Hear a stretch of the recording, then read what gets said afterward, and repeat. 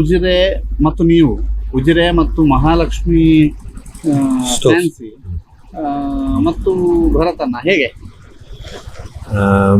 ನಾನು 4ನೇ ಕ್ಲಾಸಿಗೆ ಮಂಗಳೂರಿಂದ ಉಜಿರೆಗೆ ಬಂದವ. ಬರುವಾಗ ಎಂಥದ್ದಿಲ್ಲ, ವಹಿವಾಟು ಎಂತ ಇರಲಿಲ್ಲ. ಆಗ ಒಂದು ಸಣ್ಣ ಅಂಗಡಿ ಮಾಡಲಿಕ್ಕೆ ವಿಜಯರಾವರ ತಂದೆಯವರು ರಾಮಕೃಷ್ಣ ಭಟ್ ಒಂದು ವ್ಯವಸ್ಥೆ ಮಾಡಿ ಕೊಟ್ಟರು. ಸ್ಥಳ ಬಾಡಿಗೆ ನೀವು ನೆನೆಸ್ಲಿಕ್ಕಿಲ್ಲ, 4 ರೂಪಾಯಿ ಮತ್ತು ಸ್ಥಳ ಬಾಡಿಗೆ ತಿಂಗಳಿಗೆ. ಒಂದು ಪುಸ್ತಕಗಳೇ ಬರ್ಕೊಂಡು ಹೋಗಿ ತಿಂಗಳು 4 ರೂಪಾಯಿ ಕೊಡೋದು. ಬಾಗಿಲು ಸಹ ಅಂಗಡಿ ಸಹ ಹಾಗೆ ಹುಲ್ಲಿದಿತ್ತು. ಮತ್ತು ಕ್ರಮೇಣ ವ್ಯಾಪಾರ ಒಳ್ಳೆದಾಯಿತು. ಅದರಿಂದ ಬಿದಿರು ಹಾಕಿ ಹಂಚಿನ ಮಾಡಿದೆವು. ಆಮೇಲೆ ಸ್ವಲ್ಪ ಗಟ್ಟಿ ಮಾಡಿ ಶಟರ್ಸ್ ಎಲ್ಲ ಮಾಡಿದೆವು. ಸಾಧಾರಣ ನಮ್ಮ ಲೈನ್ನಲ್ಲಿ ಫಸ್ಟಿಗೆ ಶಟರ್ ಮಾಡಿದ್ದು ನಾನೇ. ಆಗ ಯಾರ ಅಂಗಡಿ ಸಹ ಶಟರ್ ಬಾಗಿಲಲ್ಲಿ ಇರಲಿಲ್ಲ. ಆವಾಗಿಂದಲೂ ಸಹ ನಮಗೆ ದೇವಸ್ಥಾನ ಅಂತೇಳಿದರೆ ಎಂಥದ್ದು, ನಮ್ಮ ಮನೆ ನಮಗೊಂದು ದೇವರು ವಿಜಯರಾಘಪಟ್ಟಣದಿಂದ ನಮಗೊಂದು ದೇವರಿದ್ದಾಗೆ. ಸಂಘದ ಸಂಪರ್ಕ ಬಂತು ನಮಗೆ. ಸಂಘದ ಸಂಪರ್ಕ ಬಂದಾಗ ಅಂತ ಹೇಳಿದರೆ ಶಾಖೆ ಆಗೋದು ದೇವಸ್ಥಾನದ ಅಂಗಡದಲ್ಲೇ ಆಗೋದು. ಒಂದು ದೇವಸ್ಥಾನದ ಒಂದು ಕೀ ನಮ್ಮ ಹತ್ರವೇ. ನಾವು ಒಳಗೆ ಶಾಖೆ ಮಾಡೋದು, ಉತ್ಸವ ಮಾಡೋದು ಎಲ್ಲ ದೇವಸ್ಥಾನದಲ್ಲಿ. ನಮಗೆ ಮತ್ತು ನಮ್ಮ ದನಿಗಳಿಗೆ ನಮ್ಮ ಮೇಲೆ ಅಂದರೆ ಅಷ್ಟು ವಿಶ್ವಾಸ. ಸಂಘದ ಸ್ವಯಂ ಸೇವಕರು ಅಂತ ಹೇಳಿದರೆ ನಮ್ಮ ಮೇಲೆ ಅಂದರೆ ಅಷ್ಟು ಪ್ರೀತಿ, ಅಷ್ಟು ವಿಶ್ವಾಸ. ತುಂಬ ವರ್ಷ ಅಂದರೆ 83ರ ವಿಶ್ವ ಹಿಂದೂ ಸಮ್ಮೇಳನ ತನಕ ಸಹ ಅಷ್ಟು ಆಗ ಸಮೇತ ಸಹ ಅಲ್ಲೇ ಇತ್ತು. ಹಾಗೆ ನಾವು ಅದಲ್ಲೇ ಬೆಳ್ಕೊಂಡು ಬಂದವರು. ನಮಗೆ ಒಂದು ಜೀವನಕ್ಕೊಂದು ವ್ಯವಸ್ಥೆ ಆದದೇ ದನಿಗಳ ಕೃಪೆಯಿಂದ. ಒಳ್ಳೆಯ ವ್ಯವಹಾರ ಆಯಿತು, ಒಳ್ಳೆಯ ವ್ಯಾಪಾರ ಬಂತು. ಆಮೇಲೆ 2020ರಲ್ಲಿ ಹೊಸ ಕಟ್ಟಡ ಮಾಡಿಕೊಟ್ರು. ಅದರಲ್ಲಿ ಸಹ ನಮಗೆ ಕೇಳಿದಾಗೆ ರೂಮ್ ಎಲ್ಲ ಕೊಟ್ಟರು. ಒಳ್ಳೆಯ ವ್ಯಾಪಾರ ಬಂತು. ಈಗ ಸಹ ನಾವು ಉಜಿರೆಯಲ್ಲಿ ಒಂದು ಮಹಾಲಕ್ಷ್ಮಿ ಸ್ಟೋರ್ಸ್ ಅಂತ ಹೇಳಿದರೆ, ಈಗ ಅಂಗಡಿಗಳಲ್ಲಿ ತುಂಬ ಆಗಿದೆ. ಮುಂಚಿನ ಕಾಲದಲ್ಲಿ ಮಹಾಲಕ್ಷ್ಮಿ ಸ್ಟೋರ್ಸ್ ಅಂತ ಹೇಳಿದರೆ ಎಲ್ಲ ಸಿಗ್ತದೆ ಅಂತ ಒಂದು ಹೆಸರು, ಗೌಡ್ರ ಅಂಗಡಿ ಅಂತ ಹೆಸರು. ಕೆಲವರಿಗೆ ಮಹಾಲಕ್ಷ್ಮಿ ಸ್ಟೋರ್ಸ್ ಗೊತ್ತಿಲ್ಲ, ಗೌಡ್ರ ಅಂಗಡಿ ಅಂತಲೇ ಗೊತ್ತಿರೋದು. ಅಲ್ಲಿ ಹೋದರೆ ಎಲ್ಲ ಸಿಗ್ತದಪ್ಪ, ಅಲ್ಲಿ ಇಲ್ಲ ಇಲ್ಲಿ ಇಲ್ಲ ಅಂತ ಹಾಕೊಂಡು ಆ ಥರದೊಂದು ವ್ಯವಸ್ಥೆ ಇತ್ತು. ಈಗ ಅಂಗಡಿಗಳು ಬೇಕಾದಷ್ಟಾಗಿದೆ, ಆನ್ಲೈನ್ ಉಂಟು, ಅದೆಲ್ಲ ಉಂಟು. ಅದಿದ್ದದೆ ಬಿಡಿ, ಪೇಟ ದೊಡ್ಡದಾಗುವಾಗ ಅದೆಲ್ಲ ಸಹಜ, ಏನು ಮಾಡಲಿಕ್ಕೆ ಆಗೋದಿಲ್ಲ. ಹಾಗೆ ನಾವು ಸಂಘದ ಸಂಪರ್ಕದಲ್ಲಿ ನಾವು ಹೇಳಿದಲ್ಲ, ದೇವಸ್ಥಾನದಲ್ಲಿ ನಮಗೆಲ್ಲ ವ್ಯವಸ್ಥೆ ಆಗ್ತಿತ್ತು ಬೇಕೊಂಡು. ಶಾರದಾ ಪೂಜೆ ಸ್ಟಾರ್ಟ್ ಆಯಿತು.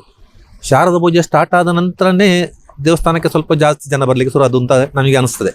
ಆವಾಗ ನಾವು ಮಾತ್ರ ಹೋಗ್ತಿದ್ದೆವು, ಬೇರೆ ಯಾರು ಬರ್ತಿರ್ಲಿಲ್ಲ. ಶಾರದಾ ಪೂಜೆ ಸಾಗುವಾಗ ದೊಡ್ಡ ಮಟ್ಟದಲ್ಲಿ ಪ್ರಾರಂಭ ಆಯಿತು. ದೇವಸ್ಥಾನದಲ್ಲಿ ಒಳ್ಳೆಗೆಲ್ಲ ವ್ಯವಸ್ಥೆ ಆಯಿತು, ನಿಧಾನಕ್ಕೆ ಆಯಿತು, ಚಂದದಲ್ಲಿ ಬಂತು. ಈಗ ಈ ಸರ್ತಿ 45 ವರ್ಷದ ಶಾರದಾ ಪೂಜೆ ಆಚರಣೆ ಮಾಡಿದ್ದೆವು ಮೊನ್ನೆ.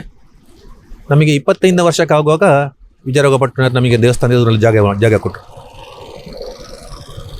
ಅದು 25 ವರ್ಷ ಲೀಸಿಗೆ ಬಂದದ್ದು ಜಾಗೆ. ಅದರಲ್ಲಿ ದೊಡ್ಡ ಒಂದು ಆಗಿನ ಕಾಲದಲ್ಲೇ ನಮಗೆ ಹೇಳುವುದು, ಒಂದು ಸಾಹಸ ಮಾಡಿ ಒಂದು 25 ಲಕ್ಷ ರೂಪಾಯಿದಲ್ಲಿ ದೊಡ್ಡ ಒಂದು ಹಾಲು ಮಾಡಿದೆವು. ನಮ್ಮ ಹಾಲು ಉದ್ದೇಶ ಅಂತ ಹೇಳಿದರೆ ಒಂದು ಸಂಘದ ಕಾರ್ಯಾಲಯ, ಶಾರದಾ ಮಂಟಪ ಮತ್ತು ಜನಸಾಮಾನ್ಯರಿಗೆ ಮೀಟಿಂಗ್ ಮಾಡಲಿಕ್ಕೆ, ಇನ್ನೊಂದು ಸಣ್ಣ ಸಣ್ಣ ಕಾರ್ಯಕ್ರಮಗಳಿಗೆ ಅನುಕೂಲ ಆಗುವಂಥ ಒಂದು ವ್ಯವಸ್ಥೆ ಮಾಡಬೇಕಂತ ನಮಗೆ ಆಸೆ ಇತ್ತು. ಹಾಗಾಗಿ ಅದೆಲ್ಲ ಈಗ ಚಂದಲ್ಲಿ ನಡ್ಕೊಂಡು ಹೋಗಿದೆ. ಈ ಸತಿ ಬ್ರಹ್ಮಕಲಶದ ಒಟ್ಟಿಗೆ ಮೇಲೆ ಮಾಡಬೇಕು ಅಂತ ಕೊಟ್ಟು ಹೊರಟಿದ್ದೇವೆ. ಅದು ಸಹ ದೇವರ ದಯದಿಂದ, ದನಿಗಳ ಕೃಪೆಯಿಂದ ಅದು ಸಹ ಒಂದು ಯಶಸ್ವಿಯಾಗಿ ನಡೀತಾ ಉಂಟು. ನಾಡ್ದು ಬ್ರಹ್ಮಕಲಶಕ್ಕೆ ಅದನ್ನು ಮಾಡೋದು ಸಹ ನಾವು ಕಂಪ್ಲೀಟ್ ಮಾಡ್ತಾ ಇದ್ದೇವೆ. ಹೇಗಾಯ್ತು ವಿಜಯ ಗೋಪುರ, ಇಡೀ ದೇವಸ್ಥಾನದ ಚಿತ್ರಣ? ವಿಜಯ ಗೋಪುರ ಅಂತ ಹೇಳಿದರೆ ದನಿಗಳಿಗೆ ಭಾರಿ ಆಸೆ ಇತ್ತು. ಅವರು ಇರುವಾಗಲೇ ಹೇಳ್ತಿದ್ರು, ಒಂದು ಗೋಪುರ ಆಗಬೇಕು ಮಾರಾಯ, ಒಂದು ಗೋಪುರ ಆಗಬೇಕು ಅಂತ ಹೇಳ್ಕೊಂಡು. 17ರಲ್ಲಿ ಅವರ ಸಪ್ತತಿ ಸಮಯದಲ್ಲಿ ಪ್ರತಿಷ್ಠೆ ಇದು ಶಿಲಾನ್ಯಾಸ ಮಾಡಿದ್ದದಕ್ಕೆ. ಆವಾಗ ನಾವು ಸ್ವಲ್ಪ ಆಗಲೇ ಡಿಲೇ ಆಯ್ತು, ಅದು ಮಾಡಲಿಕ್ಕೆ ಆಗಲಿಲ್ಲ. ಅಂತೂ ಅವರಿಗೆ ಇರುವಾಗಲೇ ಮಾಡಲಿಕ್ಕೆ ಆಗಲಿಲ್ಲ. ಅವರ ತೀರದ ನಂತರ ಸಹ ಈಗ ಒಂದು ಬಂದಿದೆ ಟೈಮ್, ಅದ್ಭುತವಾಗಿ ಮೂಡಿ ಬಂದಿದೆ ಗೋಪುರ. ಎಲ್ಲ ಸಹಕಾರ ಸಹ ಉಂಟು ಅದಕ್ಕೆ.